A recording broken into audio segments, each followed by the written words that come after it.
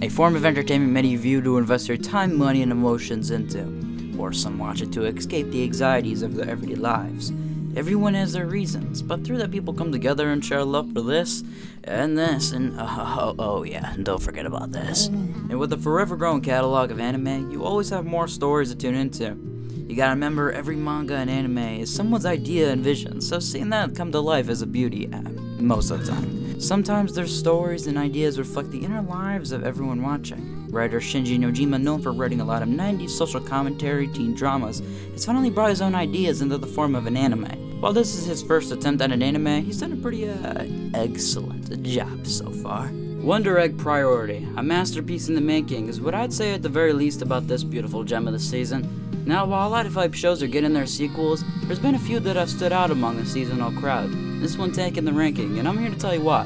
One day while on a midnight stroll, I pick up a mysterious egg that gives her the opportunity to change the future. But now when I falls asleep, a girl emerges from her Wonder Egg, and her dreams and realities begin to collide. If you're looking at this show out of context, it may look like an epic show in an anime, but beneath that layer of nice flowing animation and abstract imagery, there's a heavy story about loss, depression, suicide, toxic fan culture, trauma, and much, much more.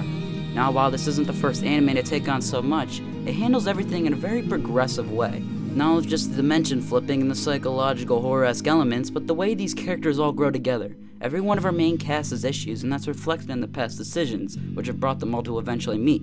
What makes these characters so lovable is each one has their own loss and desire. Each has something to gain as well as a lot to lose, and that reflects in their own story and arc they go through. Each issue our characters face is something that anybody in our normal everyday lives could be facing at this very moment in time, and I think that makes this anime much more important than you may realize. I feel like we don't really talk about these things very much because of how heavy of topics they really are, but with this kind of form of media, it's so refreshing to see this take on so much. The implications of the series are escape from the prison of your own making, or die. The reason these characters are fighting for their lives in this dream world is because of the situation the characters have put themselves in to begin with, like I said earlier.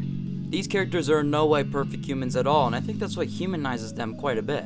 You always know these characters are the good guys, but at times they make you question their priorities and what they really want to gain from this fighting. Also, you gotta think about it, it's really fucking crazy that this is the studio that's putting out The Promised Neverland Season 2 right now. If you can just compare them, honestly, they're completely different in terms of quality. The realistic art, the thematic music, the beautiful choreographed action scenes, everything just flows so perfectly. We're halfway through the season now, but if I had to give it a rating, I'd probably give it 9 eggs out of 10. I can't wait to see what Cloverworks and Nojima do with this concept next, and I hope they pull it off, unlike their other project going on. But I haven't checked out their other one, I might have to see how it is. Anyways, as always, thanks for watching.